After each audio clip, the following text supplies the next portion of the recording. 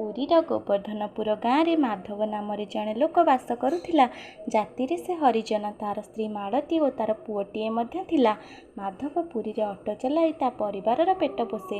ସେ ସବୁବେଳେ ମହାପ୍ରଭୁଙ୍କୁ ଡାକି ସକାଳୁ ଅଟୋ ନେଇ ବାହାରିଯାଏ। ଫେରିବା ବେଳକୁ ରାତି 10 ହୋଇଯାଏ। ମାଳତୀ ମାଧବକୁ କହୁଥାଏ, ପ୍ରଭୁ ଆମକୁ ଗରିବ କରି କାହିଁକି ଜନ୍ମ ଦେଲେ କେଜାଣି? କିନ୍ତୁ ମାଧବ ସବୁବେଳେ ମାଳତୀକୁ ବୁଝାଇ କହୁଥାଏ, ଭଗବାନ ଭଲ ଲୋକଙ୍କ ସହ ସବୁବେଳେ ଥାନ୍ତି।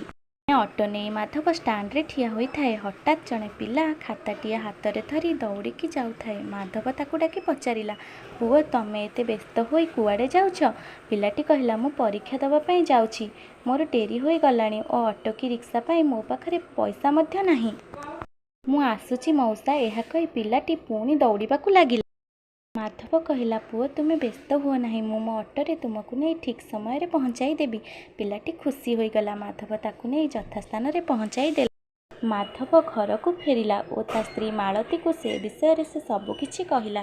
ଅଟୋ ଚଲାଇବାରୁ ଆଜି କିଛି ରୋଜଗାର ହେଇନି ବୋଲି ସେ ମଧ୍ୟ କହିଲା। ଏହା ଶୁଣି ମାଳତୀ ମନ ଦୁଃଖ କଲା। ସକାଳୁ ପୁଣି ମାଧବ ଅଟୋ ଧରି ବାହାରିଲା। ଏମିତି କିଛି ମାସ ପରେ ମାଧବ ଅଟୋ ଧରି ଗଲାବେଳେ ହଠାତ୍ ତା ଅଟୋ ସାମ୍ନାରେ ଗୋଟେ କୁକୁର ପଶିଗଲା। ଦୁର୍ଘଟଣା ଘଟିଗଲା। ମାଧବ ଅଚେତ ହୋଇ ତଳେ ପଡ଼ିଗଲା।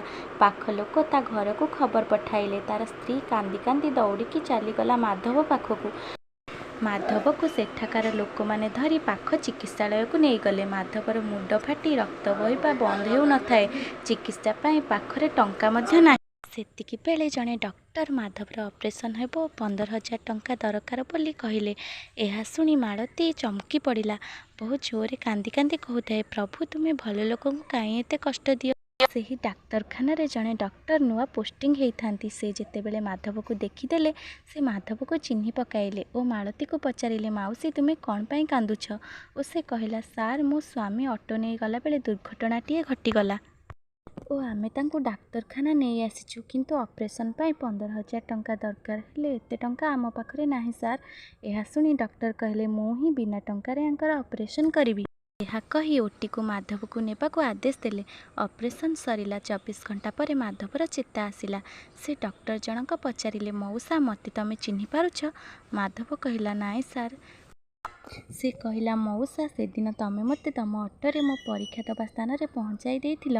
ଆଉ ଆଜି ମୁଁ ତମ ପାଇଁ ଜଣେ ଡକ୍ଟର ହେଇପାରିଛି। ମାଧବ ମାଳତୀକୁ କହିଲା, ଦେଖିଲୁ ତ ମାଳତୀ, ପ୍ରଭୁ ଭଲ ଲୋକଙ୍କ ସହ ସବୁବେଳେ ଥାନ୍ତି। ଦୁଃଖ କଷ୍ଟ ପାଉଥିବା ଲୋକ ହିଁ ଭଲ ହୋଇଥାଏ। ଉଦାହରଣ ହେଉଛି ଖଟା ଆମ୍ବ ଗଛ ଓ ମିଠା ଆମ୍ବ ଗଛ। ମିଠା ଆମ୍ବ ଗଛ ଭଲ ବୋଲି ପିଲାମାନେ ତାକୁ ଢେଲା ମାଡ଼ କରନ୍ତି। ଖଟାକୁ କେହି ପଚାରନ୍ତି ନାହିଁ।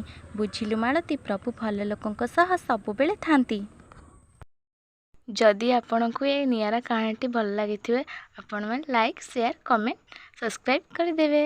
ରହିଲୁ, ନମସ୍କାର।